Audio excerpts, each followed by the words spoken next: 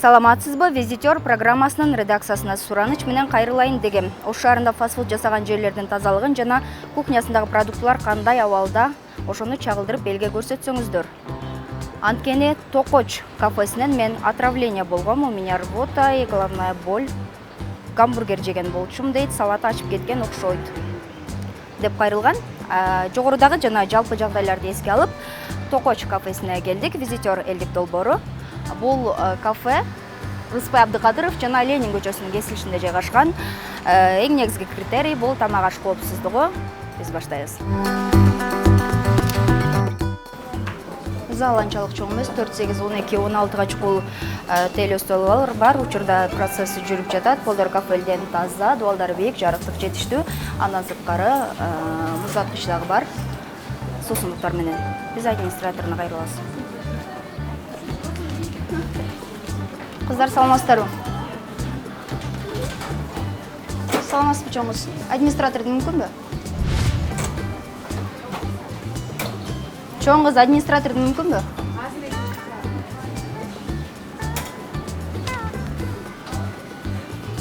Администратордун чакырганга кетишти. Ага чейин жөн турбай сиздерди Токоч тест атындагы менюсу менен тааныштыра кетейин.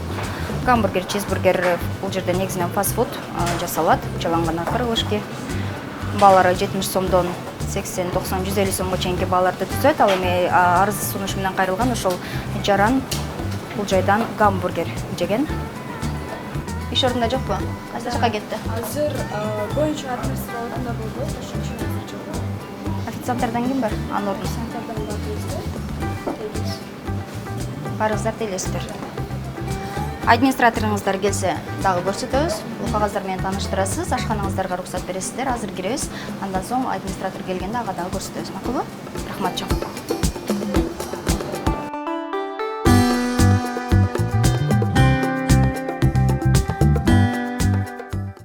Токочтун ашканасына кирип келдик. Ашкана абдан чакан.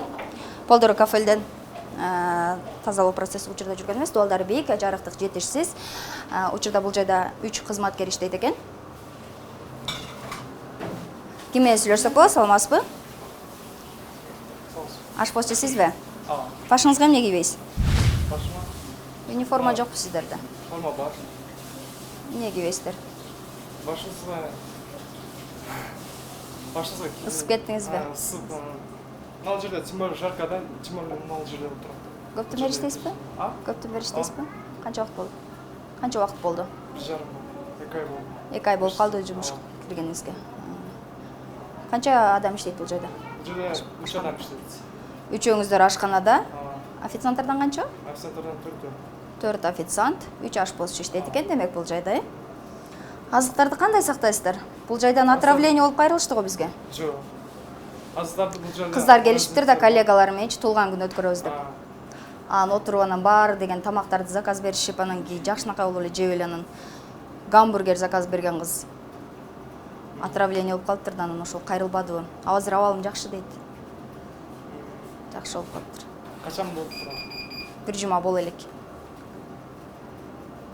Анда жакшы. Жок, бизде андай болбогон эмес. Отравление менен кайрылышты. Кайрылыш керек.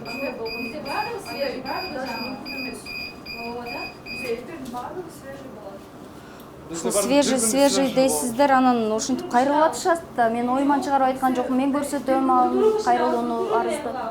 Даярдап берем, бүтүн салып, майга салып, анан кийин чыгарабыз. Буякта эч. Ошол далилди сиздерге көрсөтөм, кандай компенсация кыласыздар ошол? Азыр абалы жакшы. Эгерде отравление болгон кыз биринчи бизге келип айтыш керек. Анда эч кандай нерсе болгон эмес. Ушундай жооп бересиздер да силер, алар келсечи. Ооба, жок. Качан келип отурдуңуздар, биз билбейбиз ана деп коесуздар да. Гамбургерге кошулуучу салаттан отравление болгон окшойм деп атат. Ошол эле. Бизде салат жок, помидор свежий туралар, а демесем бар, жок свежий болот. Гамбургерлерди алы жеге окшогондо канчасы жейт? Анда баары ошондой болуп калышы керек. Анын организми начар. Организм начар экен анда. Жок, башка нерсе жеген, эмени башка нерсе жеген, анан ошодон отравление болгон. Башка Мен айтып жатам, эгер мен далилдесем ошону, сиздерге көрсөтсөм, аны көрсөтөм мен сиздерге. Кандай компенсация кылып бересиздер ошол? Компенсация Кызга. хозяин бар билет да. Хозяиндерге түшүндүрөбүз. Анан деңгээликте болду тамак жеп кете берет, башка күн жакта отуруп достору менен ошол эле бизде хозяиндер деле ошол эле. Жакшына кылып мейман кылып коет экенсиздер да, демек коноктоп. Чоң рахмат. 2 муздатқыч бар экен. Тоқ эти негизинен сакталуу эрежеси транспортировкадан көз каранды болот. Сатып алууда сөзсүз түрдө органолептиканын эрежесине маани бериңиз, анткени салмак кошуу үчүн дагы химиялык заттарды да кошуп сатышат да көп эле маркеттерде, ошондуктан өтө абайлап алыш керек да субпродукцияларды негизиненчи. Ошондой эле деликатестерди дагы бул жайда тоқ эти. Фастфуд болгондуктан жалаң эле тоқ эти, анан котлеттер,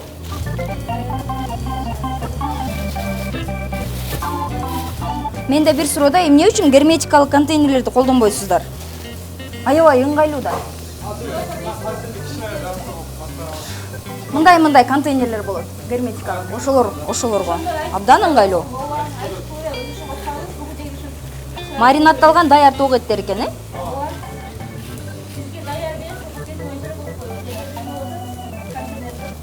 Маркировка деген түшүнүк барбы сизде ашпыз? Маркировка коюңуздар сөзсүз түрдө ар бир азыкка. Аз эле мындай эле бумага кетет, кагаз. Жазып эле коесуздар, чаптап коесуздар, бетин болду. Күндүзгүн күнүкүгө ооба. Маркировка, анан товар коңшулук ошол. Ооба, айтты 1,5 ай болуптур келгенинечи, иштеп атканына. Качан даярдалган мисалы деп сурайм да, мисалы азырчы. 4-5 саат эртең менен даярдалган болсо, ошого далил жок да. Сизде маркировка жок, демек далил жок качан даярдаганыңыз. Ошондуктан айтып, маркировка сөзсүз түрдө болуш керек ар бир азыкта депчи. Балким ошол маркировканын жоктугунан дагы ошол балким адашып башка этти берип алгансыздарбы, эскирип калган болушу мүмкүн да, бардык нерсе болушу мүмкүн. Ошондуктан маркировка кылсаңыз өзүңүзгө эле плюс болот, өзүңүзгө эле пайдалуу да. Муздаткычтын ичи таза, бирок бир да азыктарда маркировка жок, товар коңшулугу дей турган болсок, бул жайда жалаң гана тоқ эти негизинен. Аба циркуляциясы жакшы иштейт. Оромону жаңа алып келдим эле албай эле койчу дейсизби?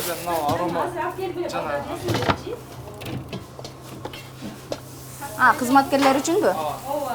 Мейли, анда алып туруңуз. Кадрдан алып коебуз. Соответственно, даяр керек болсо сразу жуп анал жакка коюп алабыз. Кичине 5-6 турдан эле. Аз-аздан алып эле иштетесиз экенсиздер демек, Помидорда жула эле, кумда. Музда кынымдуу, шамал согуп туруучу жай негизи мөмө жемиштерден идеалдуу.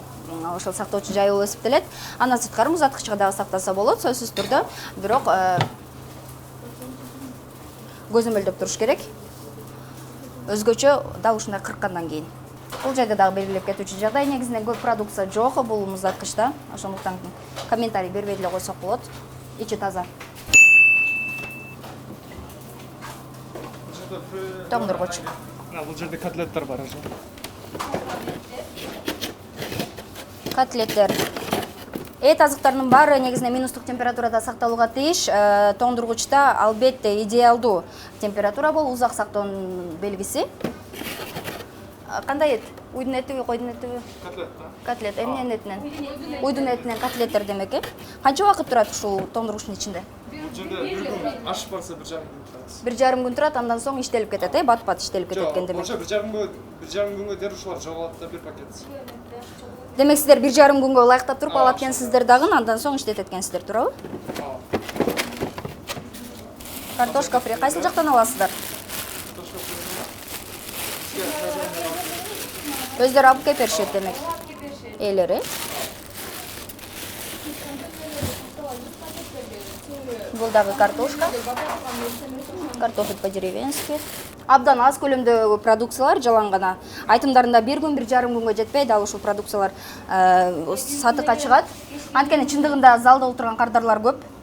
Бул жайга идиш аяктарды жуйткенсиздер, Абдан гана чакан жай, белгилесек. Ысык суу, муздак суу бар. Учурда бул жайда кызматкер жок, бардык каражаттар бар.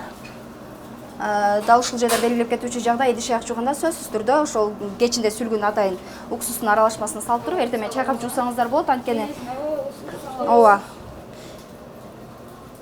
Микроорганизмдер көп да тряпкаларга батып жугат, ошондуктан идиштен дагы улануулар көп кездешет да ооба. 2,5 килограмм салмактагы картошка фрилер экен.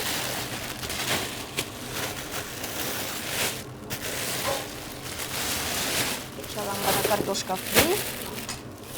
Котлеттер бул жайда. Бул жайда көбүрөөк көлөмдө экен, демек.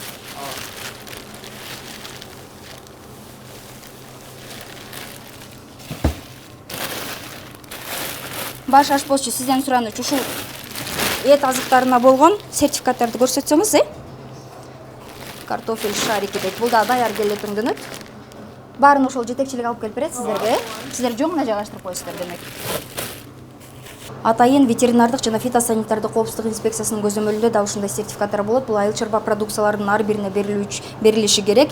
Тагыраагы бул жайда качан берилгендиги, продукциянын аталышы, экспертиза, ошол лабораториядан өткөндүгү тууралуу, ошондой эле сатыкка уруксат деген жайы бар. Ал жерде сөз болуш керек, ошондой эле подписи. Андай болбогон учурда да ушундай сертификаттар жок болсо, күмөн санасаңыз болот, ошол эт азыгы канчалык деңгээлде жарамдуу, канчалык деңгээлде таза экендигине.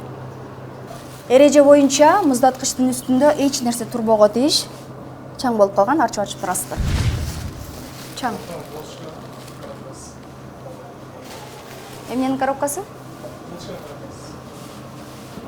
Да, азыктары, ун булар деле өзүнүн ошол идеалдуу сактоо температурасын талап кылат.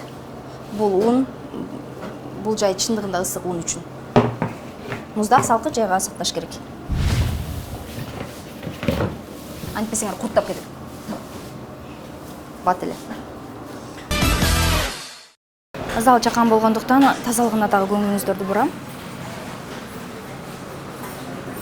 Таза. Токойчтун ажатканасы имараттын ичинен эле бир бөлүгүндө жайгашкан. Айымдар үчүн бир бөлүк, мырзалар үчүн башка. Ысык суу, муздак суу бар. Кол арчыган кагазы бар, таштанды салуучу чакасы бар. Колдору кафелден учурда таза. Дарат кагазы бар. Суусу агат.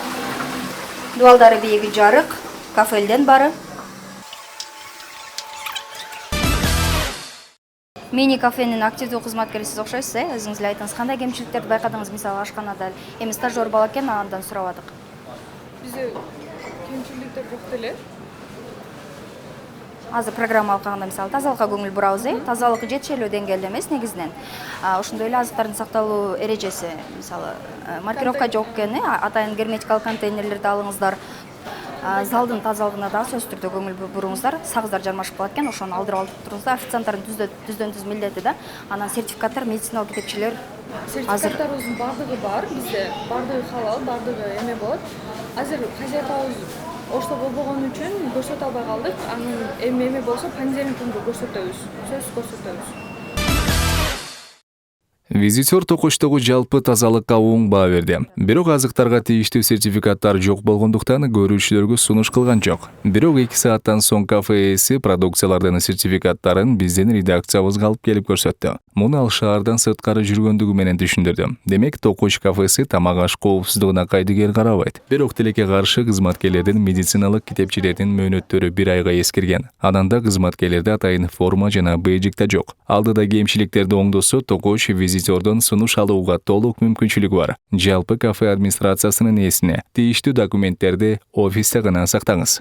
Ал эми бизге кайрылып, ушул жайдан гамбургерден уландым деген жаранга кайрылуубуз. Бул жайдын кызматкерлери сизди күтүп жатат. Кечирим иретинде сизде мейман кылууга даяр. Визитер сиздер менен коштошот. Ары сунушуңуздарды төмөндөгү байланыш телефону аркылуу күтүп калабыз. Саламатта туруңуз.